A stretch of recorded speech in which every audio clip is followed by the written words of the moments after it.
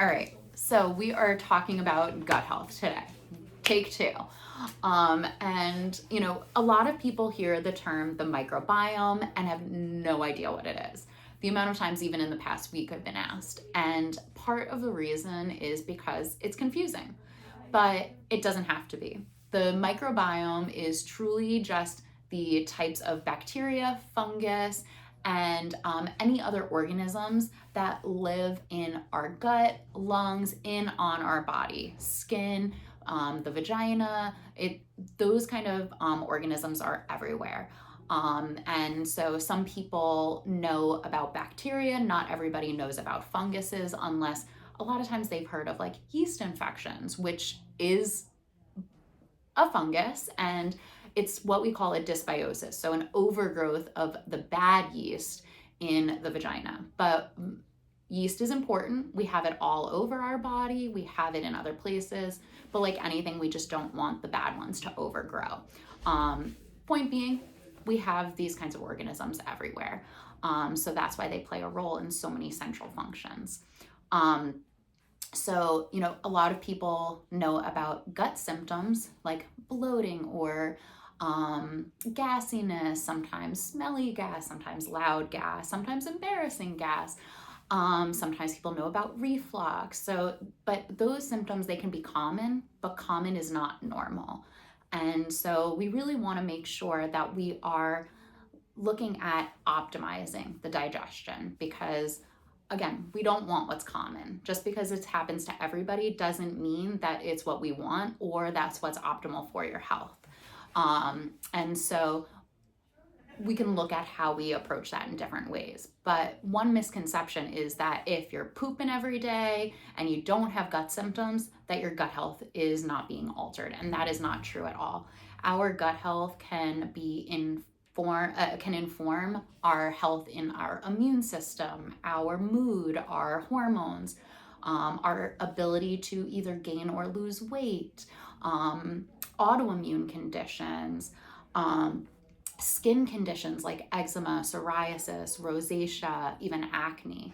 Sometimes when these things present outward, it's our body screaming at us that we didn't pay attention to the internal symptoms that were going on first. And a lot of that can be gut related, whether it is how our body is absorbing nutrients, whether it is that there's been some kind of disruption. And disruptions can happen for many different reasons. It's not just about antibiotics, although that is a common one. One of the causes of gut issues that I see more than anything that people do not pay attention to is stress, specifically chronic stress, because our body needs stress, right? It's important. It gets us in and out of bad situations. We need that adrenaline rush. But if you live in that state for too long, it does take a toll on other areas of the body. And one of those is our gut.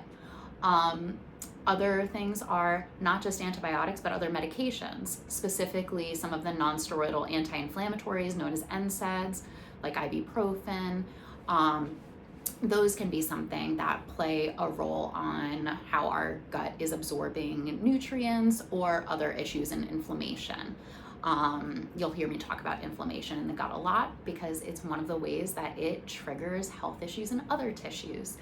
But also one of the lifestyle factors that plays a role in our gut is poor sleep. And if you're not sleeping well, you're not recovering. Your body is not going to take care of itself, and that includes that gut. But as far as other conditions, our mood, right? So 90% of our serotonin is created in our gut. Our gut and our brain speak to each other. And so when you're talking about, and it's an open highway, if there's issues in the brain, it affects the gut. If it's issues in the gut, it can affect the brain. So that's one of the reasons that stress, medications can really impact and disrupt our gut.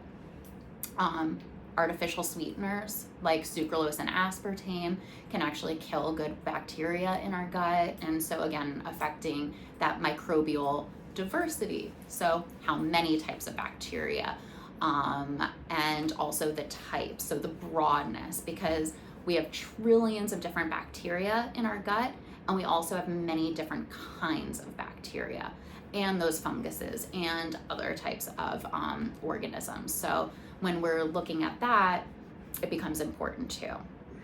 More diversity, more types of bacteria, the more resilient our gut is to other infections, to inflammation, and to some of these burdens that we're talking about. Also processed foods, not just the food that we eat, but what's been done to the food. So whether it's different hormones that have been added to our meat, whether it's glyphosate or Roundup, whether we're talking about different pesticide residues. Pesticides are meant to kill bugs. If they're on your food and they're left over and they're in your body, they're killing the bugs in your body as well. So that becomes really important to look at. So not just the food you eat, but the quality and the types and what's been done to that food. But it's not all bad news. There are things that we can do about it. And just because there's been a disruption in the gut doesn't mean there will always be a disruption in the gut. There are things that we do in supplemental form. There are things that we can do lifestyle-wise. There are also things that we can do with the foods that we eat.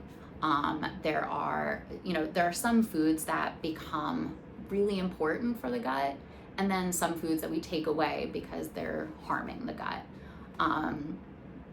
But kind of going back to some of the conditions that are related to gut health that are not what we commonly think of, skin conditions are probably one of the major ones that I see. And that can be because sometimes people are having a food intolerance or sensitivity.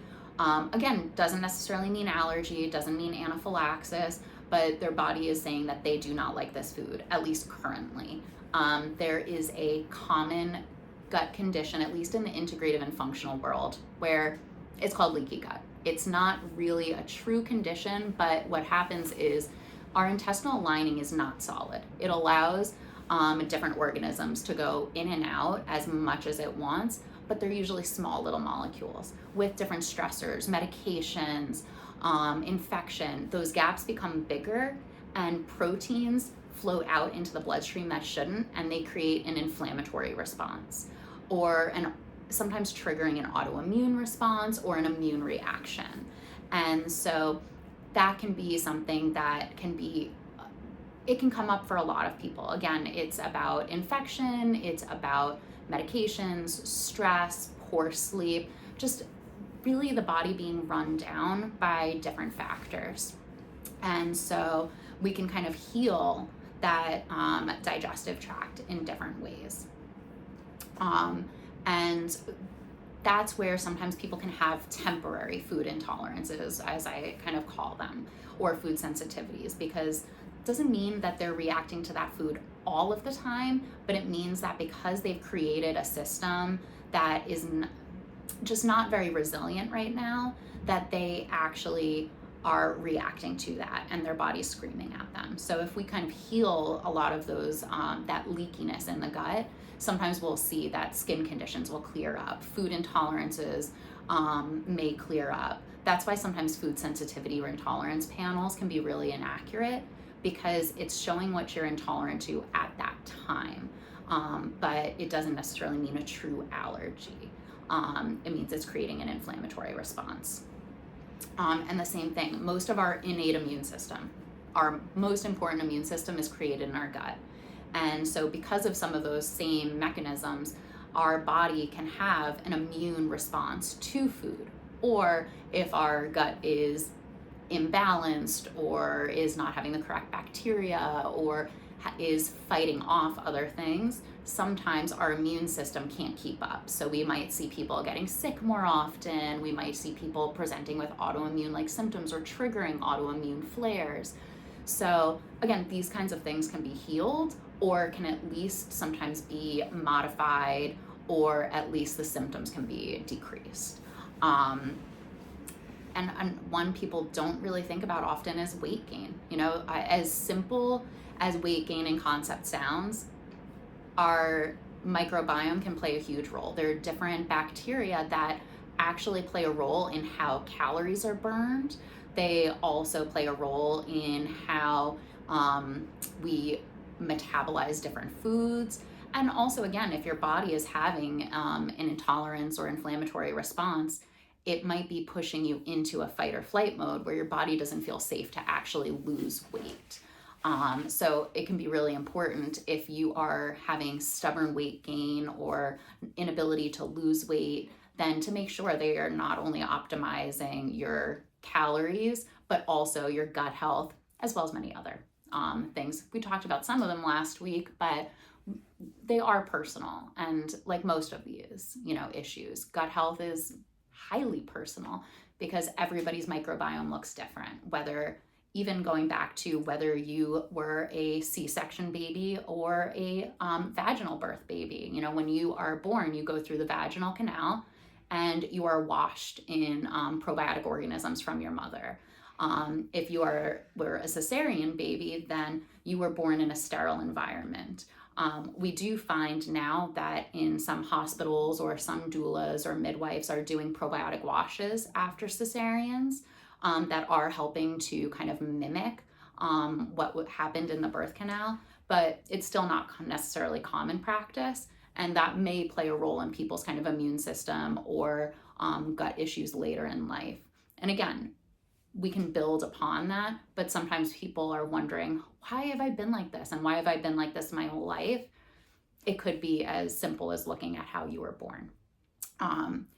But so it can be highly complex as far as where that gut is presenting as far as issues.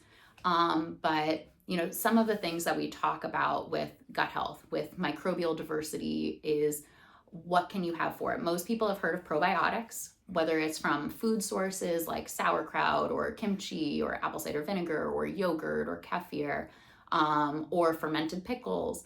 But there's also the supplemental forms. And some are good, some are not so good. Some make people feel a little bit worse. Some people feel a lot better from them. And that's because not everything is right for everybody. There are some people who have different gut conditions where different types of bacteria can potentially make them feel worse. So if that's you, you're not alone. We just have to dive a little bit deeper into healing the gut before probiotics might be an effective tool for you. But even more so, when you're looking at probiotics, you want to look at, are you feeding those good bacteria in your body? And what do they feed off of? Something called prebiotics, or most commonly fiber. And in America, we are pretty low and deficient in fiber for most people. And fiber is the fuel for probiotics. It's probably, it's like the cake to most people. They want to celebrate with it. And so when you have a lot of that fiber, you're helping your body colonize, or allowing bacteria, good bacteria, to grow and flourish throughout the rest of the body. And that's how you can help, because if you're taking a probiotic, is it going through your digestive tract? Are you feeling good at the time you take it, but if you stop, are you feeling terrible? Then you're not having enough fiber to let those good bacteria grow and flourish through the body. So it's not just a one-size-fits-all approach, and a probiotic doesn't necessarily heal all, even though I do love them. But there's a lot of them, so making sure you choose the correct one for you. And then something that people just don't think about for gut health is hydration and water. You can eat a ton of fiber, but if you're not drinking water, is that fiber kind of stuck? Right? We have soluble fiber, insoluble fiber, prebiotic fiber. Soluble fiber gels up. Insoluble fiber, like a broom, brushes through your system. But if you don't have enough water, it is not going to brush through that system. It's going to feel stuck in the intestines. So sometimes it can backfire for people. So hydration, and again, it's just necessary. Looking at those basics for not only just gut health, but for other conditions, healing, life, longevity, is really important. But that's how we kind of help with motility, moving things through the system. And so making sure that allows you to not only go to the bathroom every day, but fully empty or complete, because some people, they go to the bathroom every day, but they never feel like they've had a complete bowel movement. It feels stuck. It feels like it's there. you could be going to the bathroom every day and still be constipated. So it's kind of a misconception about that. So making sure you're fully emptying your bowels. And then one of the biggest things is also noting with gut health, with anything, it's about progress, not perfection. There is no perfect gut health. There's no perfect study on gut health. Little things that you can do each day that support your gut are going to be the most important. Whether it's adding more fiber, whether it's making sure you're hydrated, whether it's sleeping slightly better, whether it's trying to make your meals more balanced for gut health. One aspect of food-based support for gut that I didn't talk about is something called polyphenols. They are foods like chocolate, berries. They're mostly antioxidant-rich foods that help reduce inflammation, that also help with supporting like how our nutrients are absorbed as well. So they're becoming a really popular topic in gut health, in addition to the pre and probiotics. And so it's about how you can round out the things that you're adding in. One of the things that I've kind of been bringing up is inflammation. And the reason that inflammation is important is because if you have inflammation in your gut, again, you may not truly feel it, but you might. You might feel bloated, or you might feel off, or the digestive tract somewhere might feel a little bit tender, or you might feel none of it. But if there is inflammation from either foods that you're eating or some kind of condition that you might have, it could be triggering inflammation elsewhere, whether it's in the brain, whether it's in the muscles. Sometimes arthritis can feel triggered. It can be related to, again, that gut health. And so it's one of the places where you can really focus on anti-inflammatory foods, or foods that reduce inflammation, or removing some of the common foods that are high in inflammatory ingredients. And those can be some foods that are well known. Commonly, it could be gluten or dairy, but that doesn't mean those are the foods that are for everybody. It could be somebody who has a specific food sensitivity that is creating inflammation for them. And so that's where inflammation needs to be looked at a little bit differently. But it might be more about, even instead of taking out those foods, what can you bring in, right? So whether it's turmerics, gingers, warming spices, whether it's healthy fats like olive oil, nuts and seeds, or wild caught fish, those kinds of foods, avocados can help decrease inflammation as well. So it doesn't have to be one or the other. You know, it is like a seesaw. If you have a lot of inflammatory ingredients, then, you know, more that you bring in might not balance it out quite, but it doesn't mean it's still not helpful. You know, again, progress, not perfection. So there are, you know, always different things that you can kind of add in to your diet. Fiber, again, one of the biggest ones, and you want a varied source of fibers. So, you know, the same way you want varied types of bacteria in your body, you want to eat a variety of fruits, vegetables, of nuts and seeds, of beans, legumes, even your proteins, because each food that you have in your system is going to add different colors, antioxidants, polyphenols, different types of fibers, vitamins and minerals. So going to support you in different ways. And then the more that you have, the more diversity, more resilient the body becomes. And then it's also about rotating those proteins, lean sources. Again, it might come down to the sourcing of where your proteins come from, but you do the best you can. Like, this is, you know, there's no shame in not being able to do the things that are good for you, because there's always something else. And so adding in, again, those colorful vegetables, adding in prebiotic fibers like garlic and onions, or Jerusalem artichokes, or regular artichokes, or different types of prebiotic fibers like that. Again, those healthy fats that help support our gut lining, reduce inflammation. And one thing that sometimes people don't think about is water, right? But sometimes if you have it at the beginning or during your meal, you could be diluting your stomach acid and enzymes.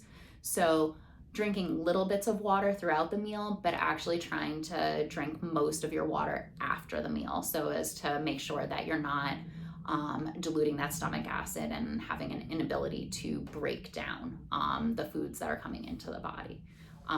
Again, different things are personalized, but those are some ways that you can kind of start looking at gut health in a different way. And I have a question. yes.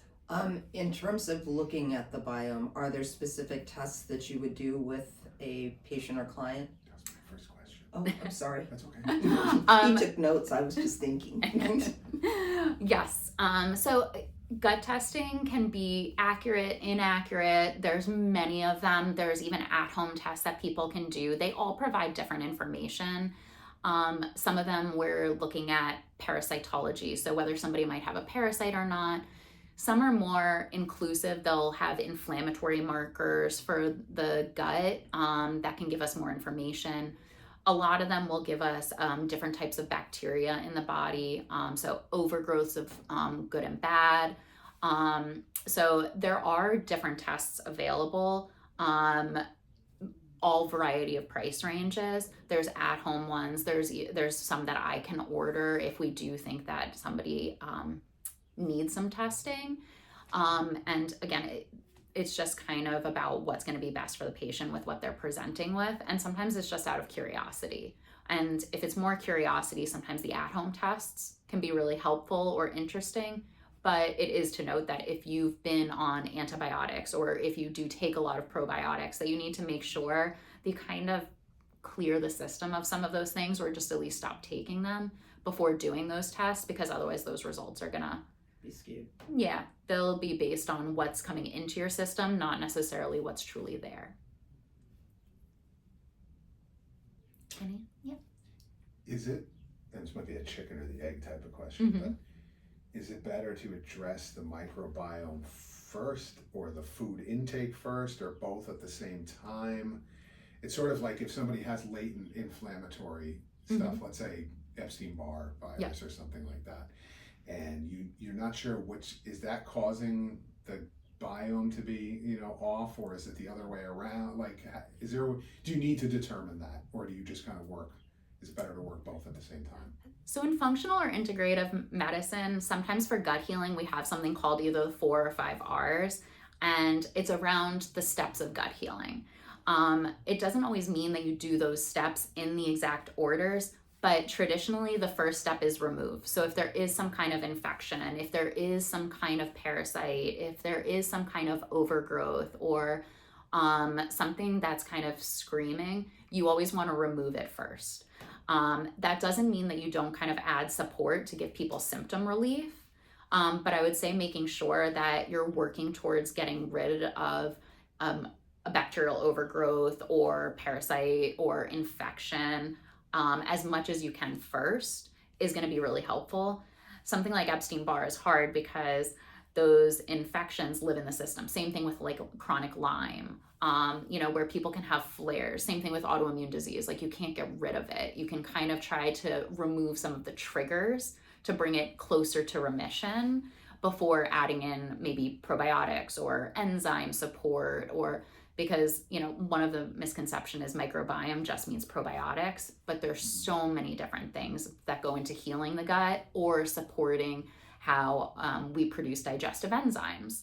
I didn't even actually talk about that because I wanted to give a brief kind of overview, but we actually start digesting our food through our sense of smell. So if you are not somebody who cooks a lot, you may not smell your food. You may not start producing those enzymes properly. If you are not chewing your food, you're not coating the food in the enzymes. So I know that that's kind of getting away from your question, but it's kind of changing either the food or even changing how people eat their food. But yes, trying to address removing any common triggers first or common infections. But when you have something that has a high flare rate, you just try to bring it a little bit into remission or try to reduce their flares. And that might be symptom relief first, whether it's through supplements, whether it's through altering the food, and then kind of replenishing the microbiome after that. Or at least that's my approach. What are the other R's? Replace, re-inoculate, and depending on who you ask, it could be rejoice, it could be, there's a few different variations of it, but so usually the remove is first.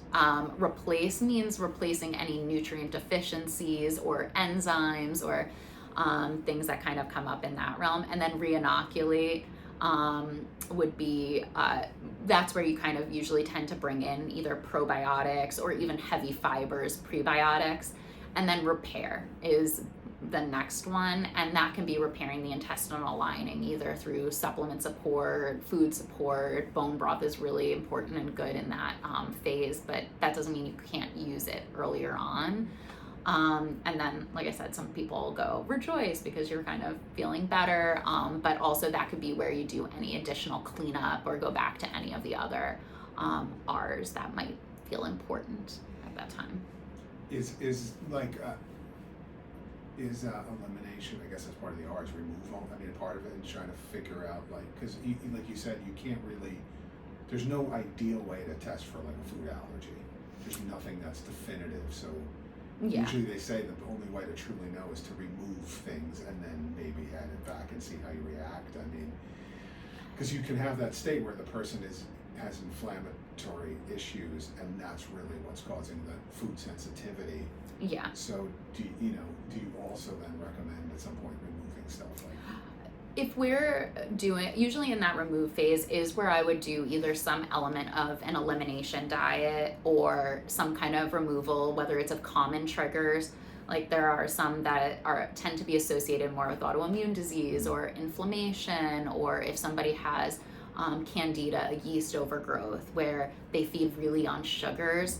So then it would be removal of sugars. So there's kind of a few different removals that might happen depending on the person. Or, somebody might present with like hives and rashes. And so I might have them do a food journal before we even approach any of that and try to pinpoint where some of their personal food intolerances might be coming from. Or if they have done food intolerance or sensitivity testing, we might do a removal of the foods that came up and then add them back in slowly to see which ones might actually be presenting as an issue. Because sometimes food sensitivity testing also, it's based on like, oh, you have that food in your system all the time. Like people who eat broccoli every day show up intolerant to broccoli, or, so there can be kind of crossovers in that world. What do you learn, because there are obviously different schools of thought especially in this office. What do you learn from poop versus what you learn from poop in Eastern medicine? Poop. I could use other words. No, we can. So, poop tells us a lot. If you're going, it says a lot. If you're not going, it says a lot. The color matters, the consistency matters. It can tell us about foods that you might be eating too much of, foods that you're not eating enough of. It can tell us sometimes if you're not chewing your food well. But people don't look at their poop often enough, I'll tell you that. And as sometimes we have this world of shame around it, but you gotta know it to learn it. And so, yes, there are different schools of thought, the same way even the schools of thought of looking at the tongue. Like I always look at people's tongue, but not in the same way that an Eastern medicine practitioner would, because sometimes I'll see a tongue and I'll see a white coating and we'll go, do you eat a lot of sugar? Is there candida going on? Or different things that might present. But yeah, so poop I think is something where you got to know it to learn it. Different colors can, smells. Different smells. If people tend to have a heavy smell associated either with gas or with their bowel movements, it might be that they are actually producing certain gases. So it may actually say, oh, maybe you need to talk to your gastrointestinal doctor and actually get testing to look at certain conditions. Or if maybe we want to do a gut test and maybe you are looking at having an overgrowth of certain bacterias.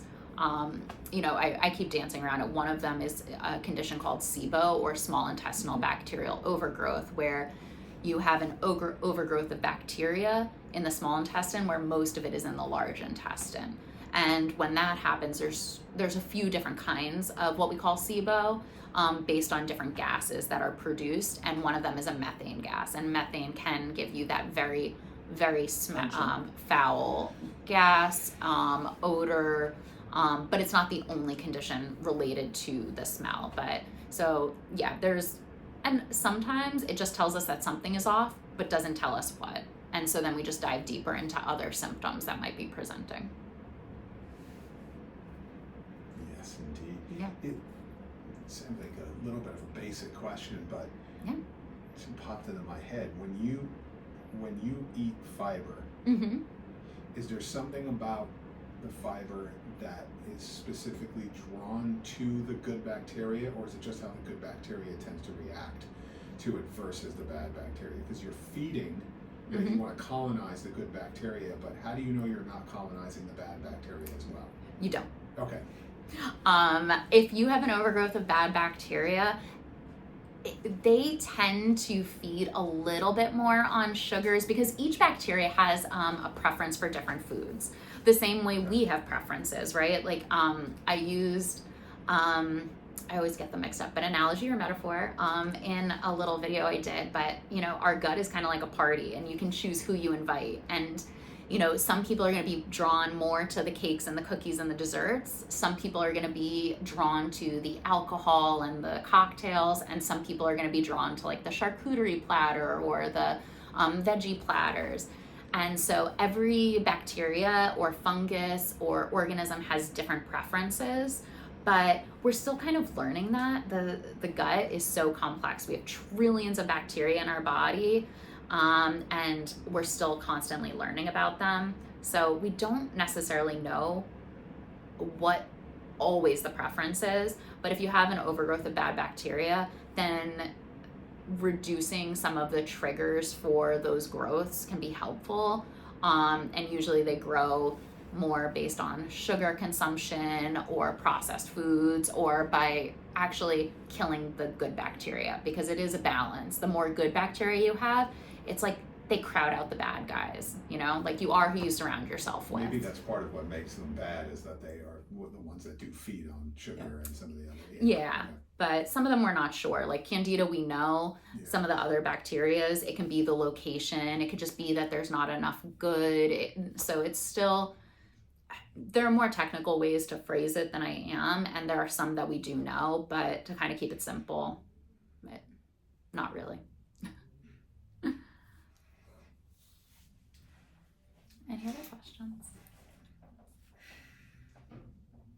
No, it's just, this is such an awesome area, topic, and it's so interesting because of, like the whole lung, large intestine connection in Chinese medicine, which is fascinating. Again, that they knew that thousands of years ago, but didn't have the technology to see inside and know what about bacteria and the gut biome. But now that we're learning a lot more about it, it's because I want to write an article related to that and how the Chinese medicine look at that. But the lung in Chinese medicine pairs with the large intestine, but it's not just that. It's also about the lung is involved with managing skin, but not just this skin. It's the lining of the intestine. Yeah. It's so interesting. So when you look at immune function and how it plays out in relation to the gut biome, you have a direct connection to Chinese medicine, and the lung being the most important organ related to immune function, but not just here, but internally. Internal well, also.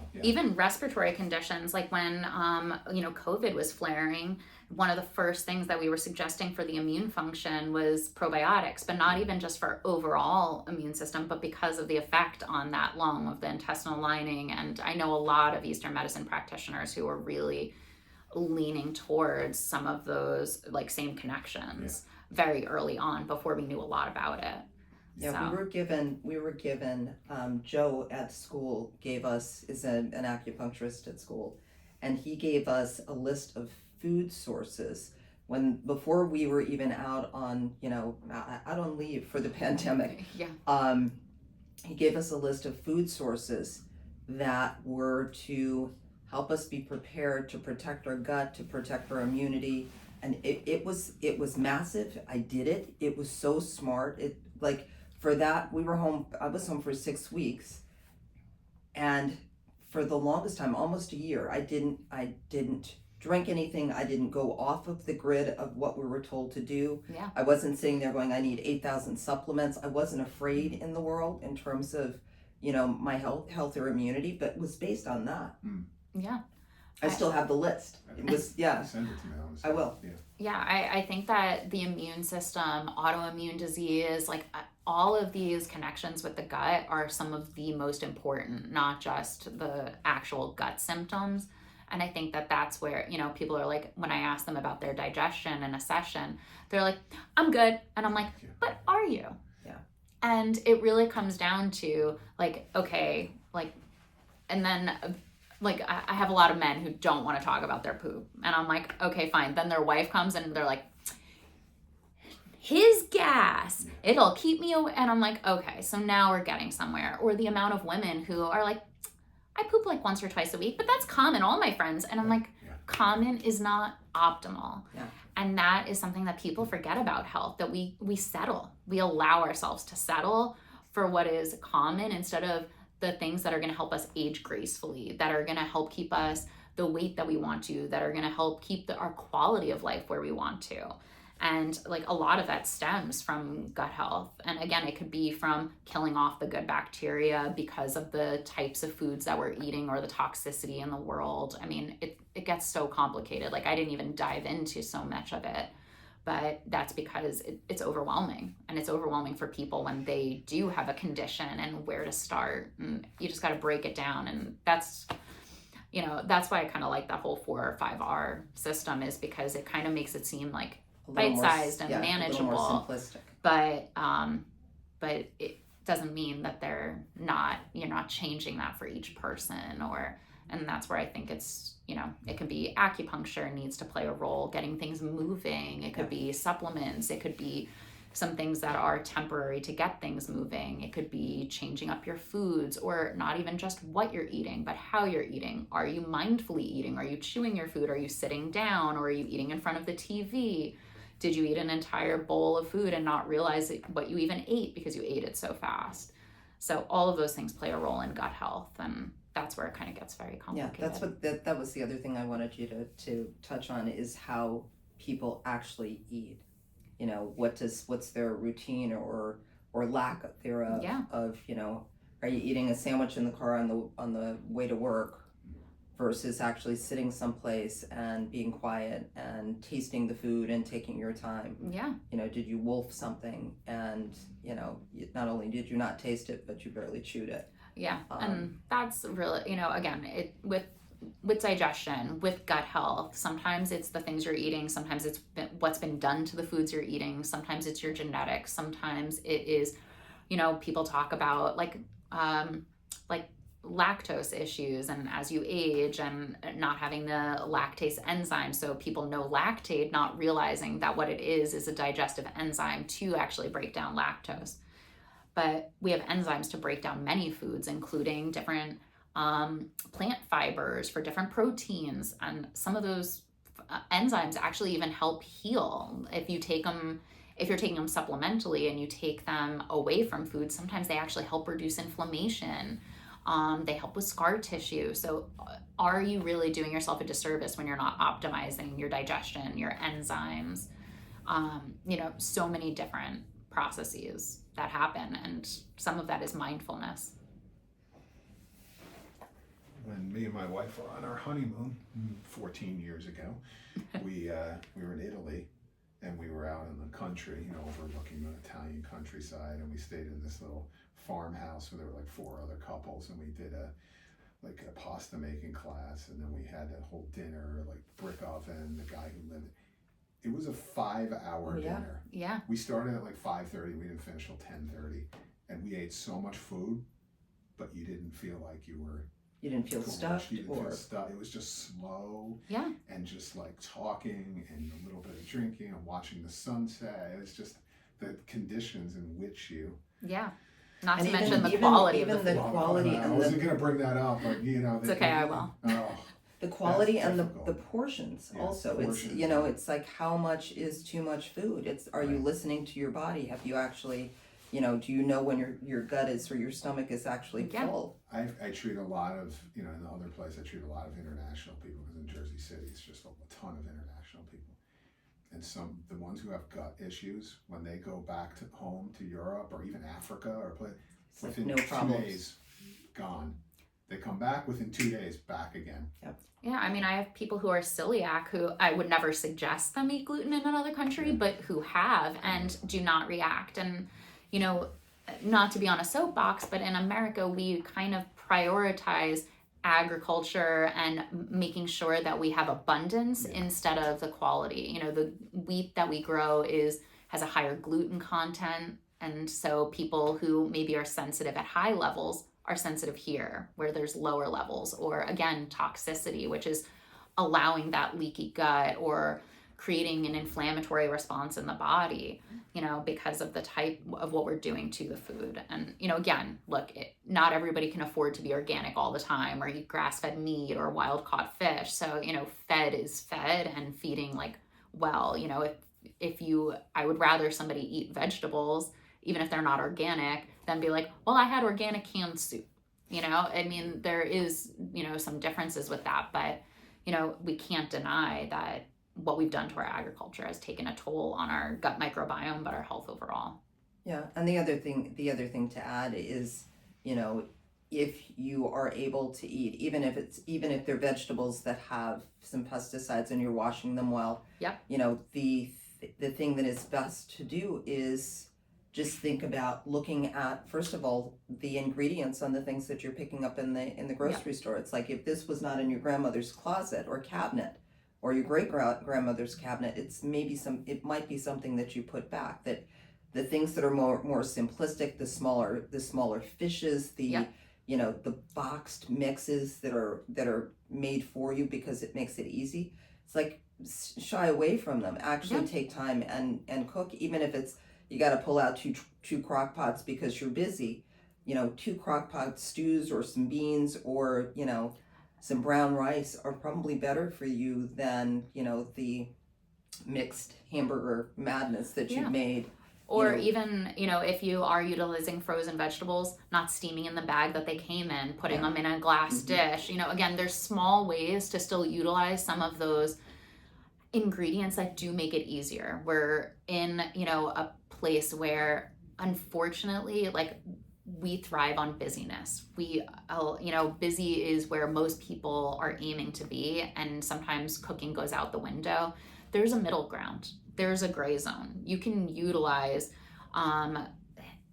some element of, there's ultra processed food, that is the ones that have chemical ingredients and additives that you're unsure of, but frozen broccoli is technically processed. Somebody chopped it up and froze it for you, but that doesn't make that bad. But you can still utilize it and still make it healthier. So there's always a gray zone. There's always something that you can do. It might be choosing the vegetables that don't have the added seasoning in canola oil, or adding it at home, adding your own seasonings at home, or even if you're using a microwave, because it makes it easier, but it's still better than stopping at the fast food restaurant. So yeah, and it's looking at, I know that we're going into the season where those people who have space and time, even if you don't have a great skill set, there are things that you can grow at home. Yeah. You can actually go and get, if it's a little later in the season to do it from seed, but grab a couple things that you're going to eat consistently. Yeah. And you can have spinach in your yard, or kale or collards or any of those kinds of vegetables that are really hearty and easy. Yeah, or even farmers markets are opening up. CSAs. CSAs are a great way to support local businesses, but also usually they tend to be a little bit cheaper. They're usually from a local farm. Sometimes you don't know what you're getting because it's whatever they have a lot of, but it also keeps it interesting. And then you get that diversity to feed different fibers, bacteria. It's creative. It can be kind of a more unique experience. And that's really good too, because you can talk to the farmers, find out how they're treating the land, and it's local. Mm-hmm. So it's actually better for you when it's grown locally, as long as they're usually the smaller local farms are not using big agro pesticide. You know, they want to treat the land correctly. So. Yeah, a lot of them won't say that they're organic because organic, it It's- costs a it's- lot of money to Yeah. get that certification, Yeah. but it doesn't mean that they're not organically growing it. Yeah. It may be that they don't have the soil testing, Yeah. and so it may not be perfect because there might have been somebody else who farmed non-organic and used pesticides 3 years ago that might still be in the soil, but it's still, again, a better way to kind of get some of those ingredients available. So, you know, again, it's always about that progress, what you can do that adds, not necessarily just focusing on the things that you have to take away. You know, people kind of get this misconception around nutrition that I'm going to take away all their favorite yeah. foods. And if you focus on what you add in, it can make it more fun. Yeah, I think you need to say that again, because actually that's what people, that's the fear, is that I'll come and I'll see Jessica and then I won't be able to eat all of the fun foods that I like. And actually you are very soft in how you handle, you know, change for people. I And know. it's- My friends are always afraid to go out to eat with me. They're afraid I'm going to judge them. It's But, like, you know, food provides joy, it provides culture, it provides socialization. You know, it's what you do most of the time, not what you do like occasionally that matters. So you're still allowed to have foods that provide joy that don't provide nutrition. Again, if you're trying to treat something, if you have specific goals, you may need to be more stringent or strict, or again, it might be, okay, I'm gonna have something that's delicious, and instead of having that side dish, I'm gonna swap it out. There's always that gray zone, but no, food can be fun, nutrition can be fun, and it doesn't have to be scary. It can be about the things that you add in and the good things that you're changing, not just like removing all of your favorites. And also sometimes if you have those attachments to those foods that are creating such anxiety for you, why? And that might be even a deeper question for some people, is why are they so afraid of giving up a specific food, even if it's just for a few weeks? You know, sometimes it's a crutch, or, you know, something deeper that needs to be treated. Yeah. All right. Well, thank you guys for tuning in. In a couple weeks, we'll be back to talk about hormones through the ages. So different types of hormone concerns. Again, another kind of broad strokes, but come on in and let's talk about your personal gut health and whatever else we can do for you. Thanks, Jess.